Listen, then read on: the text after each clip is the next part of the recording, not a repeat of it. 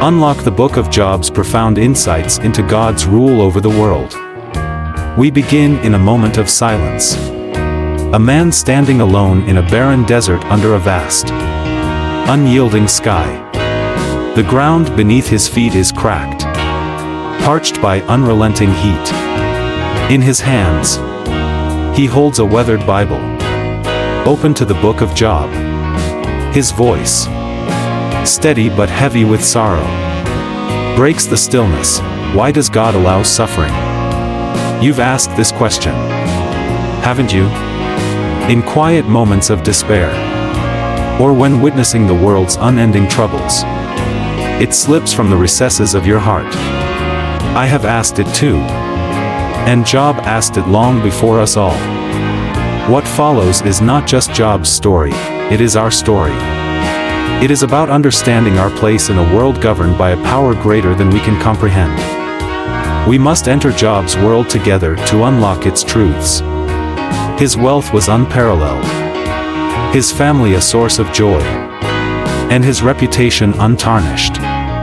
Then, in what feels like the blink of an eye, he loses everything.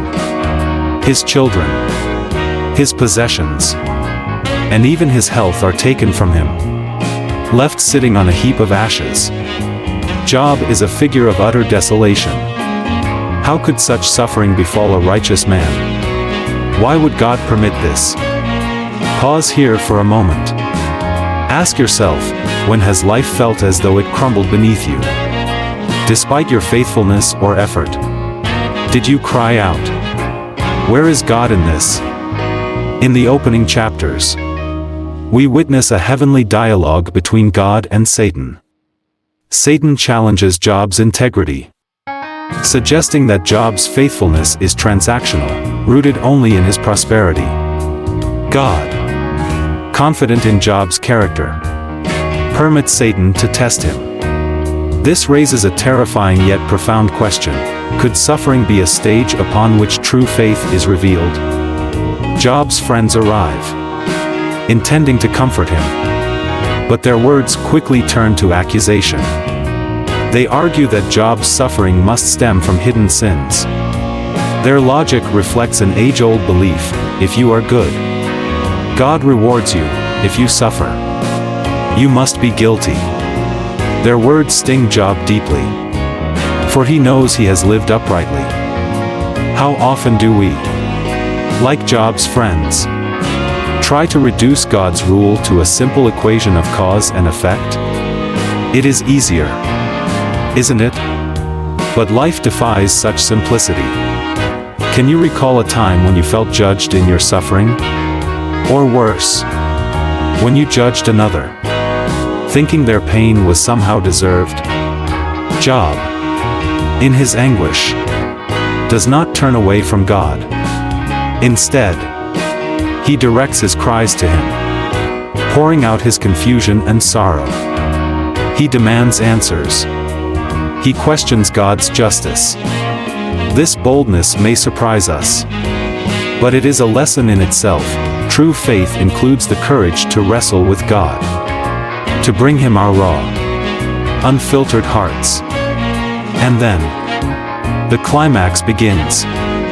God speaks, not with answers, but with questions of his own. He takes Job on a whirlwind tour of creation. Where were you when I laid the earth's foundation? Have you ever commanded the morning to rise? Can you guide the constellations in their seasons? The questions are not meant to diminish Job but to expand his perspective. Job is reminded of the vastness of God's wisdom and the intricacy of his creation. This is the moment where we too must pause. Reflect. How often do we forget the grandeur of the universe when we are consumed by our struggles? What if our pain, though profound, is but one thread in a tapestry too vast for us to see? The hidden beauty in chaos, God's wisdom and our faith. As we continue, we see Job humbled, not by humiliation but by awe. Surely, he says, I spoke of things I did not understand, things too wonderful for me to know. Job's suffering does not disappear, but his perspective transforms. This is the turning point, not a resolution to his earthly troubles but a deep reconciliation with the Creator of the universe. And what about us? How do we reconcile our pain with faith in a God who is both all-powerful and all-good? The book of Job invites us into this mystery. Not to solve it, but to sit with it. It teaches us that faith is not merely about understanding, it is about trusting. Even when understanding fails. Imagine the storms in your own life. Have you ever considered that they might serve a greater purpose? One that you cannot yet see? Perhaps your struggles are forging in you a resilience, a depth of character, or a compassion that you could not achieve otherwise. Let's explore this further. God's speech to Job does more than remind him of divine power, it reveals the care woven into every detail of creation. From the feeding of the lions to the flight of the ravens, God's hands are in it all. This is not a distant deity but an intimately involved creator. If he tends to the smallest of creatures, could he not also be tending to the unseen corners of your life? Yet, the beauty of Job's story is not just in its spiritual depth but in its practical wisdom. Job's friends, for all their good intentions, failed to listen. They rushed to explain, to justify, to rationalize. In doing so, they deepened Job's wounds. How often do we do the same? In our desire to comfort, do we offer platitudes instead of presence? When faced with another's pain, might it be wiser to sit in silence? To simply be there, as Job's friends initially did before they spoke? And then there is Job himself, a man who refuses to let go of his integrity. Even in his darkest moments, he clings to his belief in a just God. His story challenges us to ask, what is the foundation of our faith? Is it rooted in circumstances or in the character of God? Finally, Job's restoration. God blesses him with even more than he had before. But this is not the crux of the story. The true resolution is Job's encounter with God, a meeting that reshapes his soul. The blessings that follow are but a reflection of the deeper healing that has occurred. So, we must ask ourselves, what would it mean to encounter God in our own pain? What might he be revealing to us about himself, and about ourselves, through our trials? Encountering God in our pain, finding hope and purpose in trials. Picture Job now, standing on the other side of his suffering. His wounds have healed, his wealth restored, and his heart forever changed. Yet, Job's story isn't about material restoration, it's about a spiritual awakening. A deeper understanding of God's ways.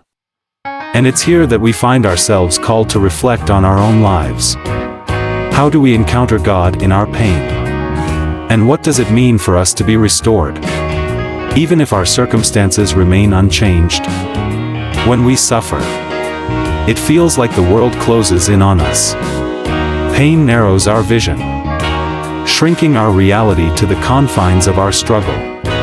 But Job's encounter with God teaches us that pain can also expand our understanding. Through suffering, we can begin to see the world, and our lives, with a renewed sense of purpose and connection. Let's look again at God's questions to Job. Have you entered the storehouses of the snow or seen the storehouses of the hail? Who cuts a channel for the torrents of rain? Or a path for the thunderstorm? These questions aren't meant to diminish Job but to awaken him to the intricate beauty of creation. They remind us that, even amidst chaos, there is order. Even in suffering, there is purpose. Think about your own life. When have you felt that your suffering was meaningless, only to later realize that it shaped you in ways you couldn't have foreseen? Perhaps it taught you compassion or resilience. Maybe it deepened your faith or helped you connect with others in their pain. One of Job's most profound lessons is that suffering isn't always about punishment or reward. Sometimes it's about transformation. When we encounter God in our trials, we're invited to see beyond the surface of our pain, to trust that there is a greater story being written, a story that we may not fully understand but are privileged to be part of. And yet, trusting in this greater story doesn't mean ignoring our pain. Job never pretended his suffering wasn't real. He cried out to God, questioned him, and expressed his anguish. This honesty is a form of worship. It's an acknowledgement that we can bring every part of ourselves to God, the joy, the sorrow, the doubt, and the anger. So, let me ask you, have you ever felt afraid to bring your full self to God? Have you ever thought that faith meant suppressing your pain or doubts? Job's story tells us otherwise. Faith isn't about having all the answers, it's about trusting the one who does. As we draw closer to the heart of this story, let's turn our attention to God's ultimate purpose. Through Job's suffering, we see a glimpse of a God who is deeply invested in his creation, who cares about every detail of our lives. But we also see a God who allows us to wrestle with him, to ask hard questions, and to seek understanding. Job's restoration reminds us that God's plans are always redemptive. Whether or not we experience physical restoration like Job, we can be assured of spiritual renewal. Through our trials, God is shaping us, preparing us for a deeper relationship with him and a greater purpose in his kingdom. Imagine this: what if the very things that cause us the most pain are the things that bring us closest to God? What if, like Job, we could say, "My ears had heard of you, but now my eyes have seen you"? Wouldn't that be worth everything? Finally, Job's story leaves us with a challenge to trust in the midst of uncertainty, to believe that, even when life feels out of control, God's wisdom and love remain steadfast. It's not a blind trust but one rooted in the knowledge of who God is, a creator who commands the morning, sets boundaries for the sea, and holds the stars in place. As you reflect on Job's journey, ask yourself, what might God be teaching you through your struggles? How is he inviting you to see him in a new way, to deepen your faith, and to embrace his rule over your life?